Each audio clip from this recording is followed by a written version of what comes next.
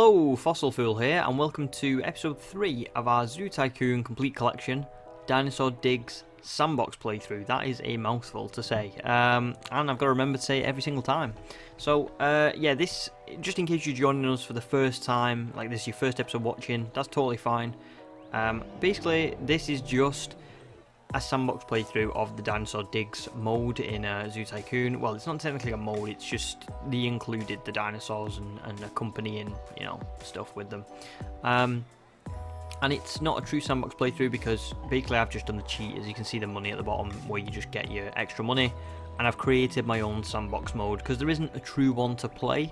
So this is the next best thing. So yeah, in case you just joined us, like I said, we've got some Styracosaurs. They've actually just had a baby, which is very nice.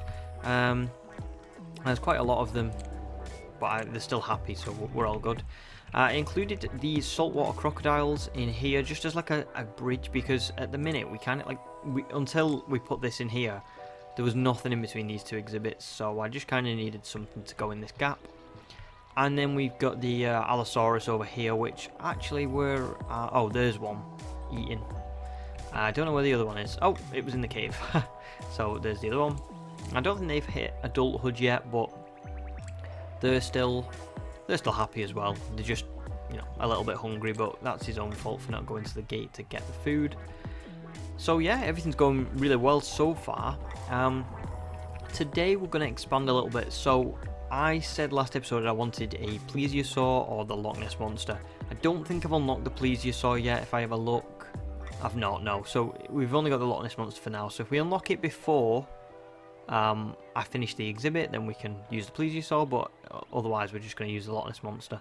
I would prefer to use the Plesiosaur because I'm staying accurate to its real life counterpart then, as opposed to like the, you know, the one that they put in Zoo Tycoon, like the Yeti and the Loch Ness monster, and I'm sure there's another one that they put in that's like, you know, it's just it's kind of like folklore instead of the real thing. Unless Nessie is real, you know, who knows for sure. So yeah, what we're gonna do, I think, is I'm gonna go from here because I don't want, you see, the exhibits placed too close to one another. I regret a little bit having the crocodile one so close to the Styracosaurs, so I don't want that again. So we're gonna bridge out a little bit. We'll have some guest things here as well, and I'm also going to put. Let me just double check. So 1, 2, 3, 4, 5. Actually, it's 6 because it joins to the end. And then from the end of this one, 1, 2, 3, 4, 5. Brilliant. And then what I'm going to do then is I'm going to go up and around. Now I don't know how big their exhibit needs to be. I'm going to guess at that. Is that? Oh, we're close. Close. It's from there, isn't it? There we go. And then I can just delete this one. Okay. Oh no, the Styracosaurus is ill. It's fine. They've got 2 scientists. In case actually you weren't here last episode as well, what I've been doing is just giving each enclosure 2 scientists or 2 zookeepers because we've got all the money in the world, so it just doesn't matter. I'm gonna give. I've just realised I never gave the saltwater crocodiles an extra zookeeper too. Is that a witch? Oh, it's because it's just been Halloween, hasn't it? So I forgot about these in Zoo Tycoon. Like when you reach that point in the year, there's different things that fly over the map. Like when it gets to Christmas, obviously it's Santa. That's really cool. They put a lot of love into this game. It's a very good game. It's still one of my favourites, like even though it's years and years old. So I'm actually going to expand this slightly, just ever so slightly on both sides. Yeah, there we go. Okay, now I can build the exhibit. Do you know what? I've got to be honest. I don't know exactly what these take. I'm assuming it's not like a marine exhibit. I'm assuming it is like a regular dinosaur exhibit, but I guess we'll find out any minute now. So we go to about there. We have the gate in the middle, and I'm going to put up Plesiosaur for now. because I have a feeling that we're close to it. I'm sure it doesn't... What are the odds? I was going to say, we've got to be close to it because we've gone through a lot of research. I know we've still got quite a bit to go, but I thought, like, surely you don't unlock that too late. There it is. So, I'm going to wait for now. I'm not going to do this just yet. But one thing I do need to think about is I need to try and preempt its exhibit. So I'm going to guess that sand is something that they like quite a bit of. And then is it saltwater or freshwater? Ooh. I'm gonna guess salt. It's gotta be salt, right? It's gotta be. You would think so. I don't know what else goes in here. Maybe dirt. Did he maybe like dirt? Could be that.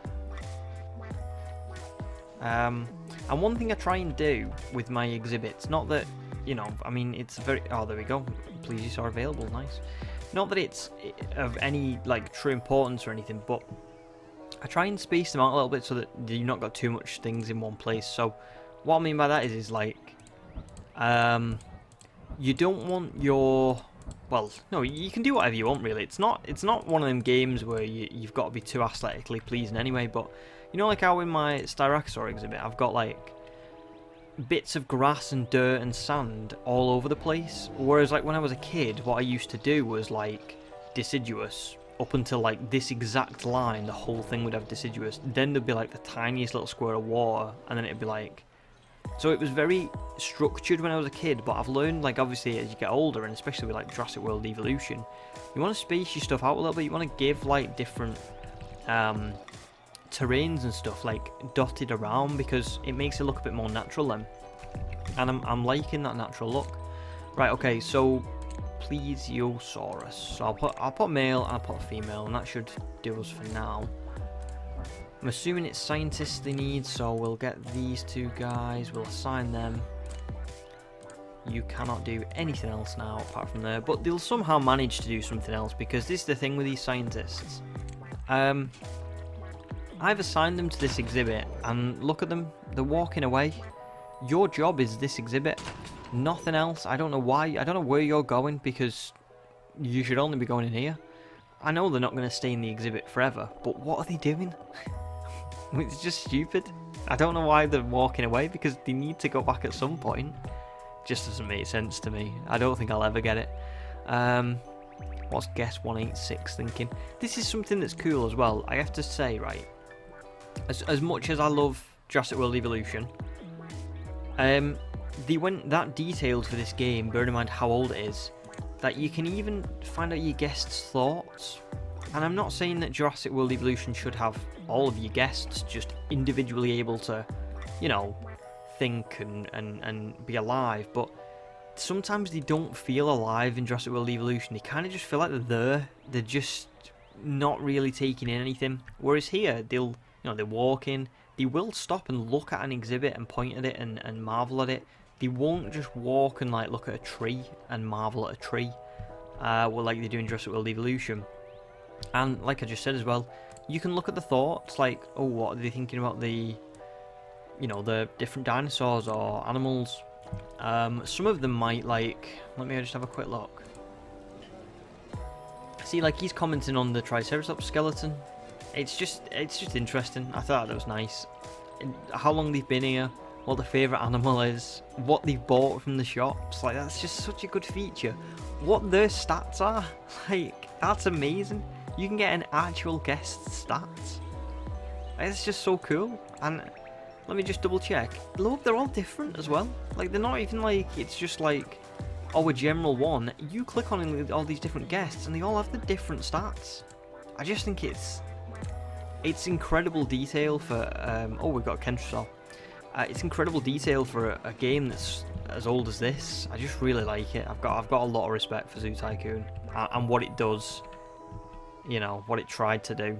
I think it's superb. It really is. So it's saying we've got more animals have been researched. I can't remember admittedly what was here beforehand, but I don't think Herrerasaurs were there beforehand, so that's a nice little addition for us.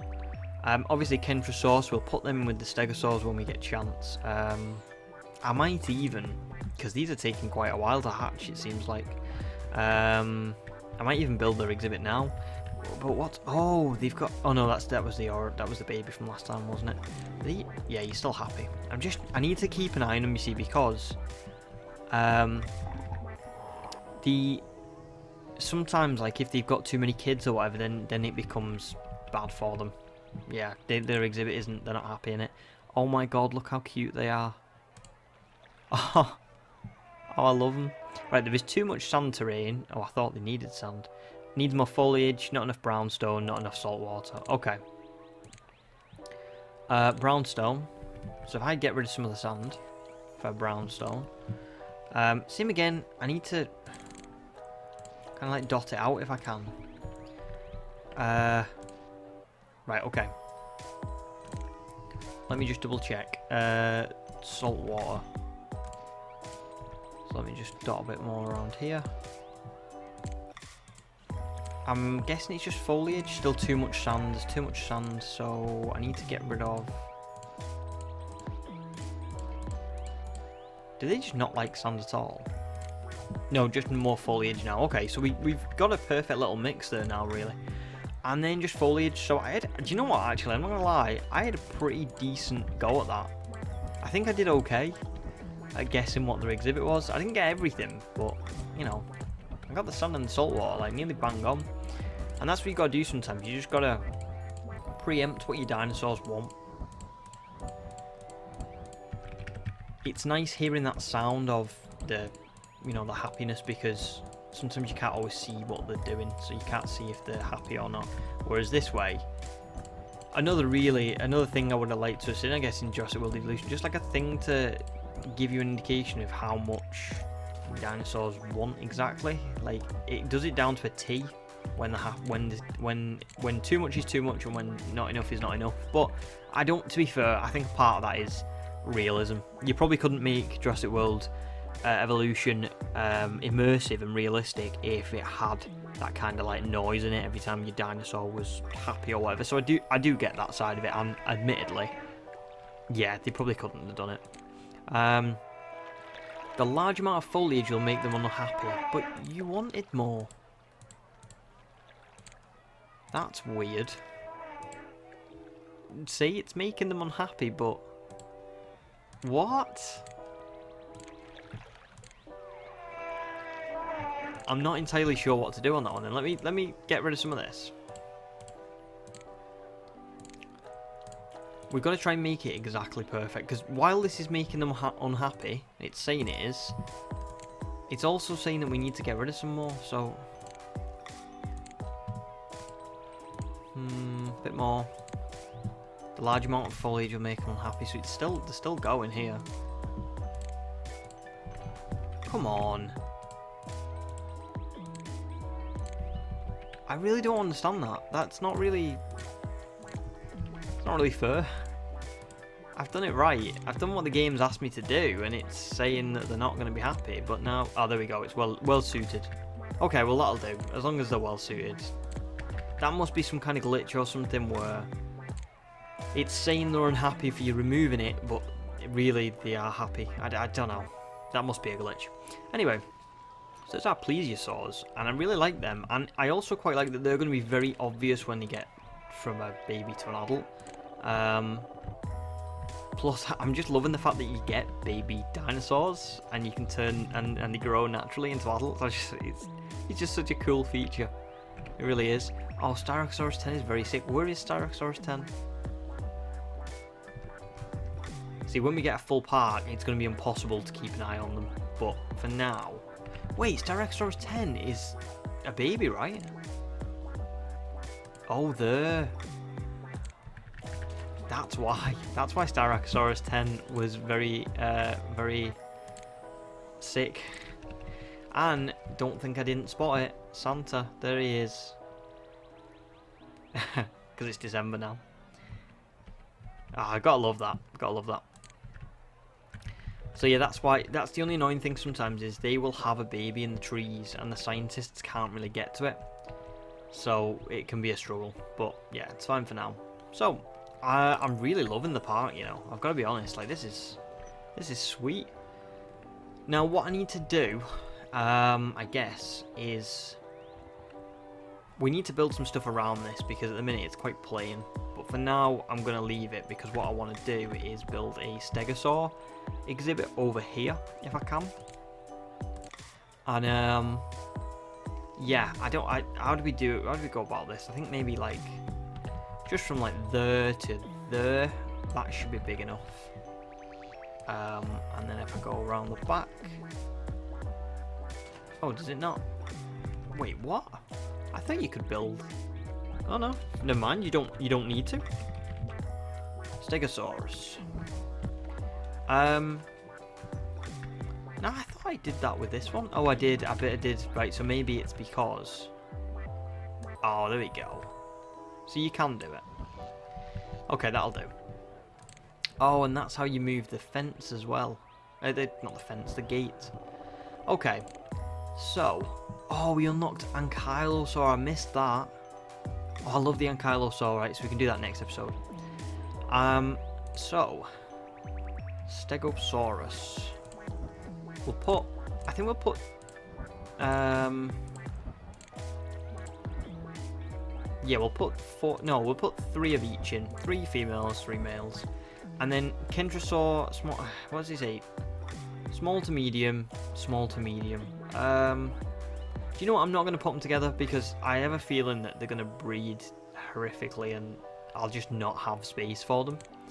And it'll be like, the exhibit's not big enough, the exhibit's not big enough, so I'm just going to leave that for now.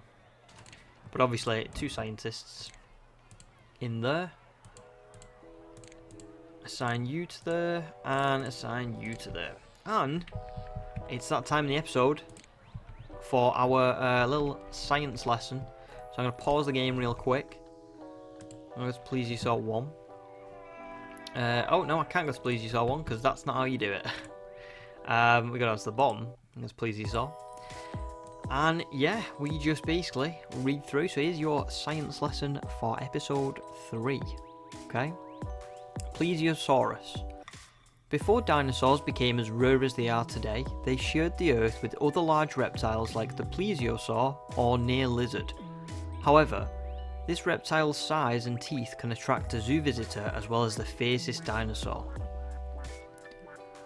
Unlike predators like Allosaurus and Tyrannosaurus rex, Plesiosaurus is an ocean dweller. This marine reptile is equipped with 2 powerful pairs of flippers. Plesiosaurus can use its flippers to propel itself through the water in several different ways. By pushing down on one pair and pulling up with the other, it can travel longer distances at a steady speed. To put on a sudden burst of speed, it can use both pairs at once, moving them together. This action causes the Plesiosaurus to bob up and down while travelling rapidly through the water, much like a porpoise.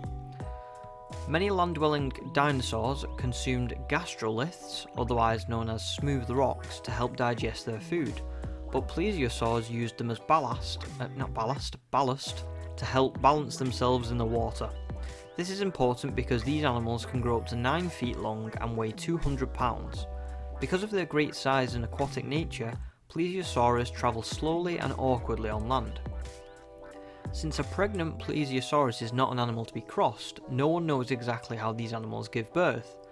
They may give birth to live young in the water, tail first to prevent suffocation, like many large aquatic animals, or they may come ashore and dig nests on sandy beaches, much like the more common great sea turtles. The Plesiosaurus is built to be a carnivore. Its small head has a pointed snout, filled with long, curved and pointed teeth. Unlike smaller aquatic carnivores, which rely on hiding and waiting for fish to come to them, Plesiosaurus is an active hunter. Plesiosaurus moves quickly through the water in pursuit of teleosts, I think, a type of bony fish, squid, and other small prey.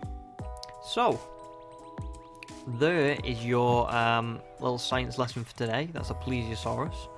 And yeah, the only thing I would say with that is, they mention in that, I'm assuming that's because that's the official like scientific, description for it, but they mention that they don't know how they give birth, but yet we just put them in eggs, so I'm assuming when these two reproduce, you'll find an egg on the sand somewhere, so how you do know how they reproduce, if that's what you're saying they do, but I'm guessing that this is just for the game. The egg is just for the game, and the scientific description is just we don't know. So yeah. So Stegosaurus, they're hatching. What I'm gonna do for the end of today's episode, because it is pretty much the end of today's episode before these hatch, is I'm just going to make a path around the Stegosaurs. Now, I don't know what kind of path I want, I guess. Oh, a boardwalk path. Oh, quite like that. Yeah, we'll have that. Nice little wooden path. That kind of feels... Well, it doesn't really feel like a Stegosaur path, but it's, you know, it is what it is. And then,